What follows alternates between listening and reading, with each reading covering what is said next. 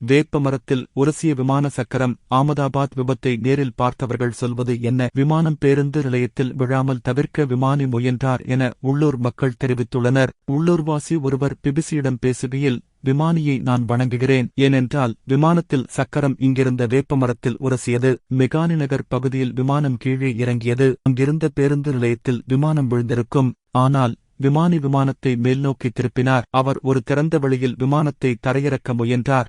ஆனால் வெப்ப மரங்களும் கட்டடங்களும் அதற்கு தடையாக இருந்தன.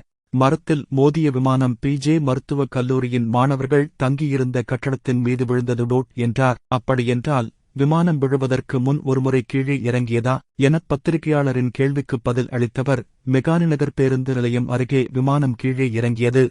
விமானியை வணங்குகிறேன். விமானி எவ்வளவோ முயன்றார். அவர் விமானத்தை மேல்நோக்கி திருப்பினார். ஆனால் பிஜே மருத்துவக் கல்லூரி மாணவர்கள் தங்கியிருந்த கட்டடம் அருகே இருந்த வெப்ப மரங்களின் மீது உரசியது. முதலில் விமானம் மரத்தில்தான் உரசியது. அதன் பிறகுதான் விமானம் வெடித்தது எனத் தெரிவித்தார்.